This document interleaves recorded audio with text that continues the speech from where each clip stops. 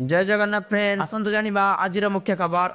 Helmet पिंधिले मध्य गणिबे 2000 टंका चालाण। नुआ नियम अनुसार वर्तमान बाइक चालक हेलमेट पिंधिले मध्य जरिमाना देबे। जदि कौनसी व्यक्ति बिना आईएसआई थिबा हेलमेट पिंधिबे तेबे देबाकू पड़िबो 1000 टंका जरिमाना। और जदि कौनसी व्यक्ति हेलमेटर स्ट्रिप बांधि नथिबे तेबे तांको 149 डी एमवी अनुसार 1000 टंका देबाकू पड़िबो। एहार कारण हेउची जे भारतर प्रतिवर्ष सड़क दुर्घटना 3.5 लाख लोक प्राण हराउछंती। घटना ह्रास करिबा पई सरकार विभिन्न समय नियम लागू करुछंती। आसंतु जानिबा परवर्ती खबर। निपा भाइरस केते विपदपूर्ण। देश में पुणी थरे एक विपदजनक भाइरस साधारण लोकंक चिंता बढ़ाई देछि। संदेहजनक निपा भाइरस मामला रिपोर्ट आसिबा परे स्वास्थ्य विभाग को सतर्क करा जायछि। निपा भाइरस कौनसी टीका किंबा निश्चित औषध नाही, तेणु सतर्कता हेउछि सर्वोत्तम चिकित्सा।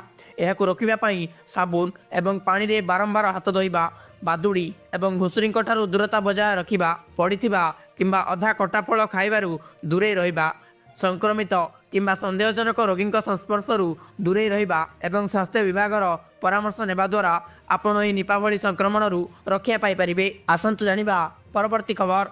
राज्य में पुणी हाड़भंगा शीत अनुभूत हेब। उत्तर पश्चिम तथा उत्तर दिगरू ठंडा शुष्क वायु प्रभाव बढ़ी और यह आहरी शक्तिशाली होउची। एहार प्रभाव में 17 तारिख जाए पूरा राज्य को थराइब शीत, किंतु पश्चिमा झड़ प्रभाव में 18 रु पाग मेघुआ रहिब। आसंतु जानिबा परवर्ती खबर। ओडिशा को माड़ी आसुची बड़ बात्या। आसंता 23 तारिख बेलू बात्यार आशंका सृष्टि होइची। अंडमान पूर्व उपकूल में हेबाकु थिबा लघुचाप घनीभूत होई बात्यार रूप नहीं पारे और यह उत्तर प्रदेश किंबा दक्षिण ओडिशा को मुहाइबार आशंका रही। आसिला करदातांक पई खुशी खबर।